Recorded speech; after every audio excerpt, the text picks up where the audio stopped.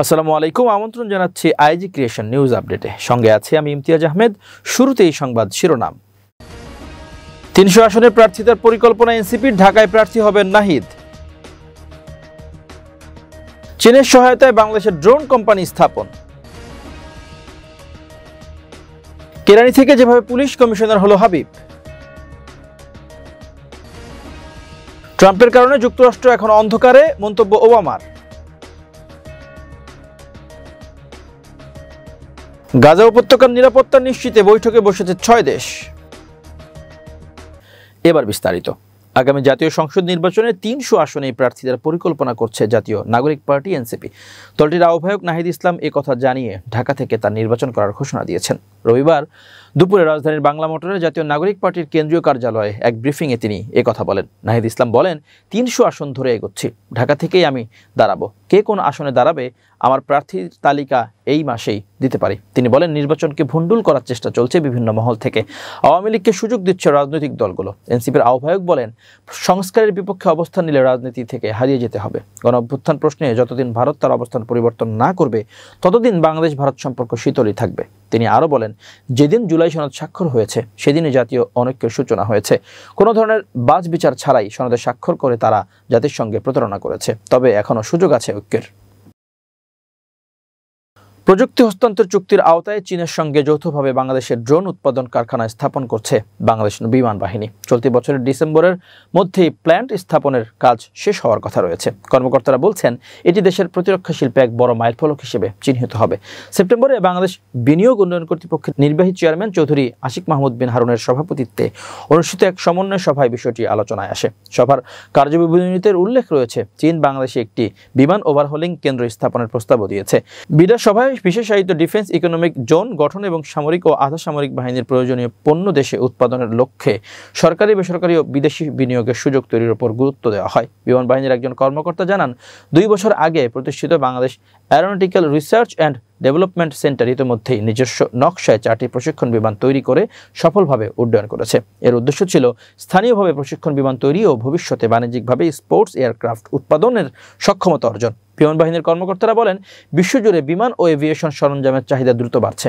দেশের তরুণদের প্রযুক্তিগত দক্ষতা বৃদ্ধি এবং বিশ্ববিদ্যালয়গুলোর অংশগ্রহণের মাধ্যমে এই খাতে নতুন কর্মসংস্থান ও বিদেশি বিনিয়োগের সুযোগ সৃষ্টি করা সম্ভব। চীনের বিমান ওভারহোলিং প্রস্তাব প্রসঙ্গে এক কর্মকর্তা বলেন, বিমান বাহিনীর বিদ্যমান সক্ষমতা ও জনবলকে কাজে লাগিয়ে কিছু সরঞ্জাম যোগ করলে ব্যবহৃত বিমানের ইঞ্জিন ওভারহোলিং দেশেই করাই সম্ভব। তিনি আরও উল্লেখ করেন, আমাদের প্রতিবেশী দেশগুলোতেও একই মডেলের বিমান ব্যবহৃত হচ্ছে, ফলে এ খাতে বিদেশি বিনিয়োগ পাওয়া তুলনামূলক সহজ হবে। সব মিলিয়ে ড্রোন উৎপাদন ও বিমান ওভারহোলিং শিল্পে এই যৌথ উদ্যোগ বাংলাদেশকে প্রতিরক্ষা প্রযুক্তিতে আত্মনির্ভরতার পথে এগিয়ে নিচ্ছে, যা ভবিষ্যতে দেশের এভিয়েশন ও প্রতিরক্ষা খাতের রূপান্তর ঘটাতে পারে। বাংলাদেশ পাবলিক সার্ভিস কমিশনের ৩য় শ্রেণীর কর্মচারী বা কেরানি হিসেবে কর্মজীবন শুরু হয়েছিল, শেষ হয় দেশের অন্যতম ক্ষমতাধর পুলিশ কর্মকর্তা হিসেবে পলায়নের পর।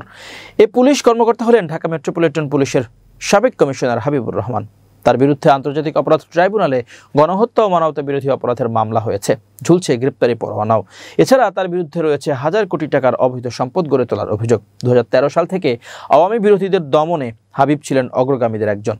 এরই ধারাবাহিকতায় জুলাই বিপ্লবী আন্দোলন দমনে গণহত্যার গুরুত্বপূর্ণ নির্দেশদাতা ছিলেন তিনি। তীব্র জনরোষে আওয়ামী লীগের পতনের পর এই পুলিশ কর্মকর্তা ভারতে পালিয়ে যান।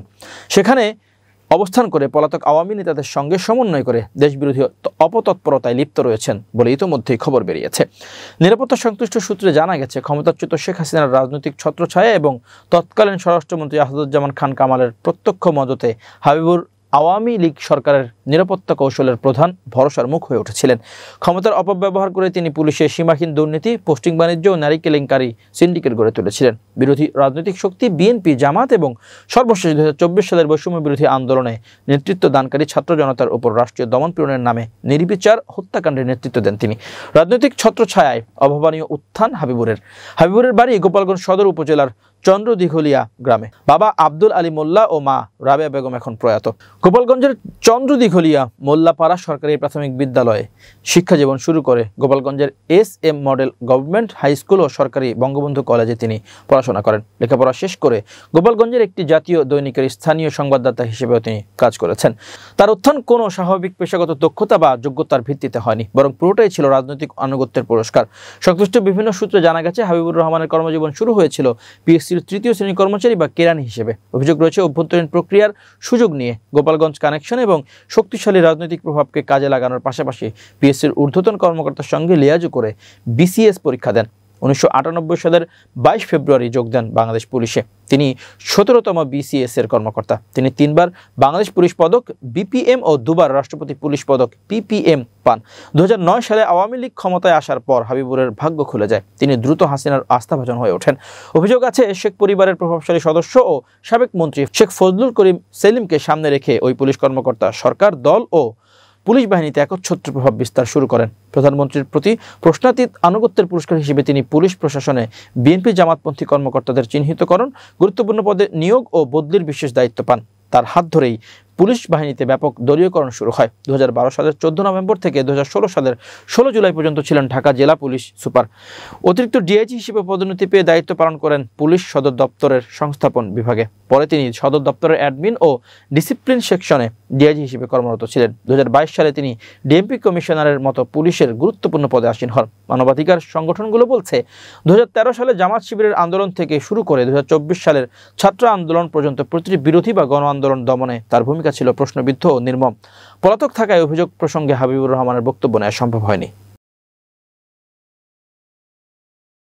আগামী 2026 সালে তাবলিগ জামাতের দুপক্ষের আয়োজনে বিশ্ব ইজতেমা ফেব্রুয়ারি মাসে অনুষ্ঠিতব্য জাতীয় সংসদ নির্বাচনের পর অনুষ্ঠিত হবে বলে জানিয়েছেন ধর্ম বিষয়ক মন্ত্রণালয়ের উপদেষ্টা ডক্টর আ.ফ.ম. খালিদ হোসেন। রোববার সচিবালয়ে শুরায়ে নেজাম ও সাতপন্থী তাবলিগ জামাতের দুপক্ষের সঙ্গে এক বৈঠকের পর তিনি এ তথ্য জানান। দুপক্ষের সাথে আলোচনা করে ইজতেমার তারিখ ঠিক করা হবে বলেও জানান ধর্ম উপদেষ্টা। জানা গেছে, তাবলিগ জামাতের দুপক্ষেই নির্বাচনের পর বিশ্ব ইজতেমা আয়োজনে বিষয়ে একমত হয়েছেন। ইজতেমা অনুষ্ঠানের জন্য প্রচুর আইনশৃঙ্খলা বাহিনী মোতায়েন করতে হয়, যা নির্বাচনের আগে সম্ভব নয়। এজন্য উভয় গ্রুপ এই অনুষ্ঠানকে নির্বাচন সমাপ্তির পর আয়োজন করার সিদ্ধান্ত নিয়েছে। বৈঠকে স্বরাষ্ট্র উপদেষ্টা লেফটেন্যান্ট জেনারেল অবসরপ্রাপ্ত মোহাম্মদ জাহাঙ্গীর আলম চৌধুরী, শিল্প এবং গৃহায়ন ও গণপূর্ত উপদেষ্টা আদিলুর রহমান খান, স্বরাষ্ট্র মন্ত্রণালয়ের সিনিয়র সচিব নাসিমুল গনি উপস্থিত ছিলেন।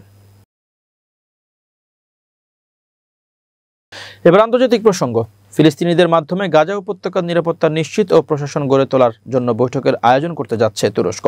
শীঘ্রই এই বিষয়ে ব্যবস্থা নেওয়ার জন্য তুরস্কের পররাষ্ট্রমন্ত্রী হাকান ফিদান একটি বৈঠকের আয়োজন করবেন। মধ্যপ্রাচ্য ও এশিয়ার কয়েকটি দেশের প্রতিনিধিদের অংশগ্রহণে সোমবার তুরস্কের ইস্তাম্বুলে ওই বৈঠক অনুষ্ঠিত হতে পারে বলে প্রত্যাশা করা হচ্ছে। রোববার তুরস্কের পররাষ্ট্র মন্ত্রণালয়ের একটি সূত্রের বরাত দিয়ে ব্রিটিশ বার্তা সংস্থা রয়টার্সের এক প্রতিবেদনে তথ্য জানানো হয়েছে। এতে বলা হয়েছে, গাজা যুদ্ধবিরতি প্রক্রিয়ার অগ্রগতি ও মানবিক পরিস্থিতি নিয়ে আয়োজিত ওই বৈঠকে কাতার, সৌদি আরব, সংযুক্ত আরব আমিরাত, জর্ডান, পাকিস্তান ও ইন্দোনেশিয়ার পররাষ্ট্রমন্ত্রীরা অংশ নেবেন। মন্ত্রণালয়ের সূত্র বলছে, বৈঠকে গাজার যুদ্ধবিরতি দীর্ঘস্থায়ী শান্তিতে যাতে রূপ নিতে পারে সেজন্য মুসলিম দেশগুলোর সমন্বিত পদক্ষেপের গুরুত্ব তুলে ধরবেন তুরস্কের পররাষ্ট্রমন্ত্রী।